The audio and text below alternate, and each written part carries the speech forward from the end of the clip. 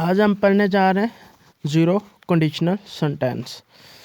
जैसे आपको मालूम में कंडीशनल सेंटेंस जो कि जिनमें कुछ शर्त होती है, तो ज़ीरो कंडीशनल सेंटेंस में ये सच्चाई बयान करते हैं, डिस्क्राइब ट्रुथ, यानी ये सच्चाई बयान करते हैं। दो क्लास होती है, इफ़ क्लास, मेन क्लास, जो कंडीशनल सेंटेंस में होती है। इफ़ क्लास में इसमें प्रेजेंट इंडेफिनिट और मेन क्लास में भी प्रेजेंट इंडेफिनिट होगा, यानी दोनों क्लासों में प्रेजेंट इंडेफिनिट टेंस होगा। For example, if you are honest all is safe, अगर तुम ईमानदार होते तो सारा कुछ वो सेव होता। If wealth is loss nothing is loss, अगर दौलत खोगी तो कुछ भी नहीं खो गया, यानी दोनों में। आज हम पढ़ने जा रहे हैं ज़ीरो कंडीशनल सेंटेंस। जैसे आपको मालूम में कंडीशनल सेंटेंस जो कि जिनमें कुछ शर्त होती है, तो ज़ीरो कंडीशनल सेंटेंस में ये सच्चाई बयान करते हैं, डिस्क्राइब ट्रुथ, यानी ये सच्चाई बयान करते हैं। दो क्लास होती है, इफ़ क्लास, मेन क्लास, जो कंडीशनल सेंटेंस में होती है। इफ़ क्लास में इसमें प्रेजेंट इंडेफिनिट और मेन क्लास में भी प्रेजेंट इंडेफिनिट होगा, यानी दोनों क्लासों में प्रेजेंट इंडेफिनिट टेंस होगा। For example, if you are honest all is safe, अगर तुम ईमानदार होते तो सारा कुछ वो सेव होता। If wealth is loss nothing is loss, अगर दौलत खोगी तो कुछ भी नहीं खो गया, यानी दोनों में। तो आज हम पढ़ने लगे फर्स्ट कंडीशनल सेंटेंस। जैसे हमने पीछे वो ज़ीरो कंडीशनल पढ़ा था, तो फर्स्ट कंडीशन में वो किसी मुमकिन शर्त के लिए होता है कि मुमकिन शर्त ज़ाहिर की जाती है। जैसे कंडीशनल सेंटेंस में दो क्लासेस होती है, इफ़ क्लास और मेन क्लास। इसमें भी इफ़ और मेन क्लास होती है। तो इफ़ क्लास में प्रेजेंट इंडेफिनिट और मेन क्लास में होगा इसमें future indefinite tense.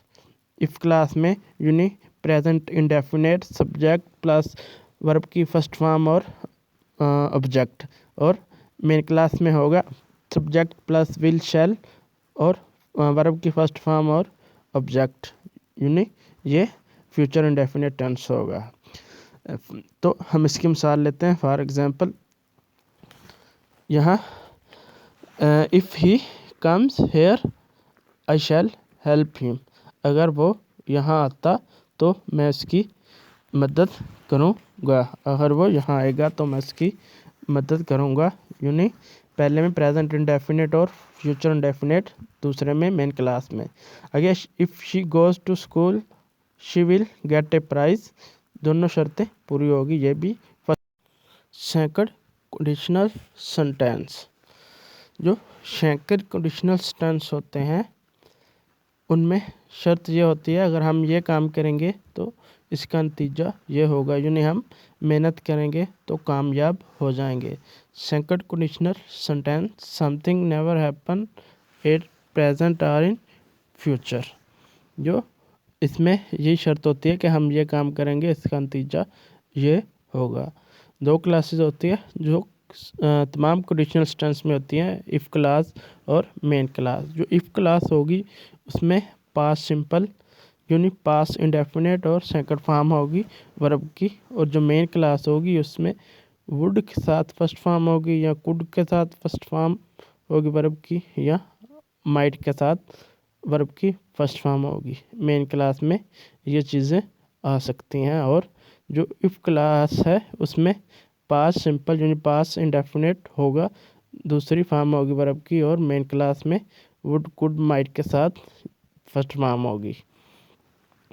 For example, if she passing exam she would able to enter university, अगर वो एग्ज़ाम पास कर लेगी तो वो यूनिवर्सिटी में दाखिले के काबिल हो जाएगी, यानी पास करेगी तो यूनिवर्सिटी में दाखिल हो जाएगी। दूसरी हमारे पास है, if we decide to stay here we would buy a car, अगर हम यहाँ जो रुकना चाहें तो हम एक वो कार खरीद सकते हैं। इसमें भी दोनों शर्त वो पूरी हो। Third conditional sentence. The third conditional sentence refer to past which speculate about situation that happen और डिड हैपन इन पास्ट। यानी अगर पास में ये काम किया होता तो उसका जो आगे ये करता, इसमें पास परफेक्ट में, यानी अगर गुजरे हुए ज़माने में ये काम किया होता तो अब ये होता। इसमें भी दो क्लासेस है, if class plus main class. If clause में पास परफेक्ट यानी हैड प्लस थर्ड फॉर्म, और मेन क्लास में would, could, might, have, past participle ये चीज़ें होंगी। और इफ़ क्लास में पास परफेक्ट होगा। For example, if he had not returned, I would have laid down my life। अगर वो ना आता या आ चुका होता तो मैं अपनी वो जान दे देता इसके लिए। यानी पहले में इफ़ क्लास में पास परफेक्ट आ गया और मेन क्लास में जो वुड आ गया। If he had seen me he could have met me. इसमें भी जो इफ क्लास है उसमें हैड यानी पास परफेक्ट आ गया और आगे कुड आ गया, दोनों शर्तें जो पूरी हो गई।